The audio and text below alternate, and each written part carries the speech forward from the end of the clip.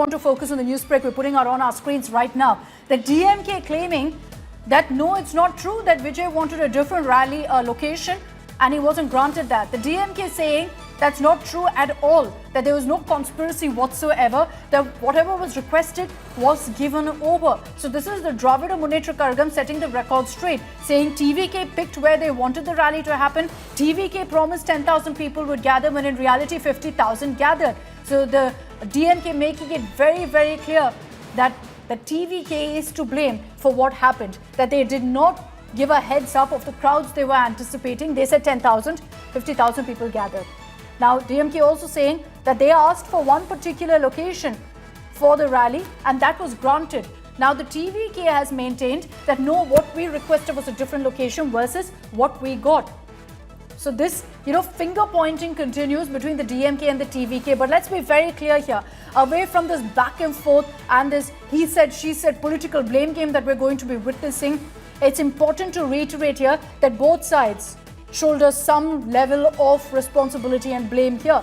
The TVK as well as the administration as well as the DMK, both at this point must in fact take responsibility for what went wrong. On one hand, you've got the TVK going ahead with this event. They said 10,000 people, 50,000 gathered. Why was that? Why did the TVK allow something like this to happen? The political leader who holds this kind of an event is 100% responsible for what happens at his event. Secondly, as far as the DMK goes, why did they allow these kind of crowds to swell up? Why was just 500 cops deployed for this kind of a mega event, when anyone who's seen the previous rallies would know that, look, this is something that's going to happen, that people are going to gather in massive numbers to see Vijay, especially if they're allowed to gather completely unrestricted. So there are questions to be asked of both sides here. The DMK maintaining that no, whatever was sought from TVK, that was given as far as the rally location is concerned, because there were questions about whether you had in fact a narrow lane filled with people because any bigger spot was denied. Vijay had claimed this. Last week, speaking in Nagapattinam, he had said that, look, we keep asking for safer spots for our rallies, but that's rejected because there's a conspiracy effort by the DMK government. I want to bring in Anaga Keshav from Karur for more details on this. Anaga, what's the truth here about this rally location allocation? Did the TVK request a different spot? Did the DMK not approve? What happened? Well, in fact, there is a tweet that's come out from DMK's MP Steve Wilson. He says that, he's warned against spreading baseless rumors that the Tamil Nadu police allocated an unsuitable place for the TVK rally at Karur. But it's very evident with the kind of visuals that we saw. The road was very, very cramped. It was an extremely narrow and constricted road, and the onus squarely falls on the police department for even allowing Vijay to have his election campaign at that particular place. That is the kind of tweet that we are seeing in from Mr. P. Wilson. But we also have another release that's coming in from the government, squarely pointing out the violations by the TVK. The government says that the initially requested venue, which was the lighthouse roundabout, was a highly congested area, so the police rejected it. However, the government claims that the party members extended pressure to obtain permission. But when India Today visited that spot where the actual election rally was held, it was proven that this alternative road that was offered by the police department was actually very narrow, very constricted and highly cramped. So they have not really offered a better solution. This clearly shows passing of blame games that clearly happening between the government, not really willing to take responsibility for the kind of situation that's been caused because of their poor decision making. In fact, the government has also gone on to claim that barricades and emergency exit points required for the crowd were not arranged. The government says a sufficient number of volunteers to guide the crowd in an orderly manner were not deployed. They're also saying that no separate facilities were provided for children, elderly people and women. But if you do take a look at these pinpointing that's done by the government, Akshita, it also squarely falls on the government. This clearly shows the washing of hands attitude that we are seeing at the moment by the government.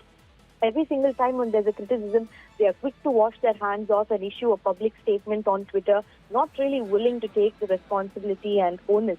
The government has also claimed that drinking water, first aid and medical teams were not arranged, which then led to restlessness and jostling. But it's also very important to note here that there was a power cut. There was an absolute blackout between the 7 and 7:30.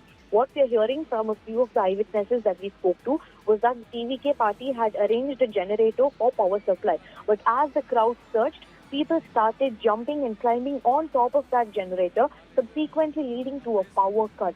And then there was a complete blackout for a good half an hour, which then resulted in anxiety and frantic moving around and jostling, which then led to the kind of suffocation and stampede-like situation. This is exactly what transpired. But what's utterly disappointing is how the government has immediately jumped in to defend itself and wash its hands off instead of taking up responsibility for the mishap.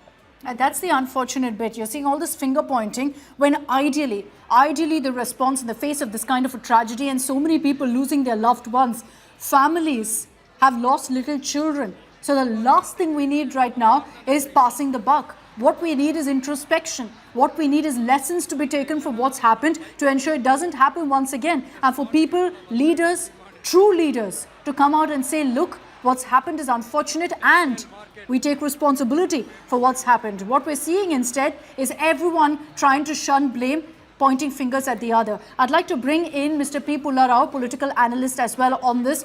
Mr. Rao, unfortunate circumstances, of course, that we're seeing playing out right now in Tamil Nadu of a stampede in Karur. And there are questions of who is to blame. Mr. Rao, what do you think? Is it the TVK or the administration? I think, Akshita, it is about time the blame be taken where it should be. There are no rules for stampedes. You know South India. Stampedes occur very frequently. You don't have political stampedes or film stampedes in North India. Maybe at the Kumbh Mela, maybe at some temple in Uttarakhand or something like that. Here you have stampedes. Just last month in Bangalore, then the month before that in Tirupati. Now here, it is a recurring theme. As you rightly said, how to stop it. There are no protocols, no rules. The National Disaster Management Authority has protocols and rules for everything. A flood, a fire, an earthquake. There's nothing for stampede. What are the police supposed to do and what's the state government supposed to do? Let us just take hypothetically.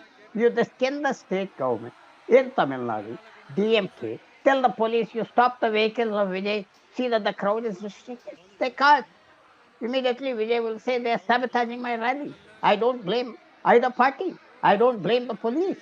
We have to have protocols. There are no protocols and No, rules. but Mr. Rao, in this particular case, there are rules. There were restrictions, 30 plus of them that were placed weeks before Vijay started these kind of rallies. So was it a question of not being followed here?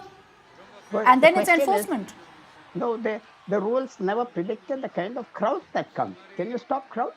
Why, may I suggest one thing? If you really want, as you said, to learn a lesson from this and see that it doesn't happen again, can we graduate from the medieval politics we practice? Stop road rallies, go and do as they do in other countries, hold these things in stadiums, in designated areas, not through roads, through narrow streets, convoys, padayatra. Can we graduate? Then you won't have these accidents.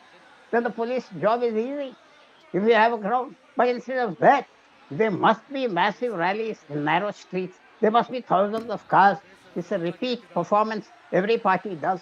How can the police do anything in Tamil Nadu or elsewhere? They have to obey their orders and they have to see the public feel. Therefore, I think if there is a judge going into this, he should have a little broader perspective and say, no more street rallies, road rallies. Let's become modern like European countries, Russia, China, all these countries. Even South America, they don't have these rallies on roads because crowds are not coming. We have to change the way public rallies are held or cinema rallies are held, celebrities are held. Otherwise, No, the in next one sense, stampede is... one sense, I agree with you because whatever we try, apparently we're not able to stop these kind of incidents from happening at different locations, different events, different venues, in different parts of the country. Stampedes is something that we've just not been able to stop. So is it a question of us being incapable of crowd control measures? In which case, then we need to do a serious rethink.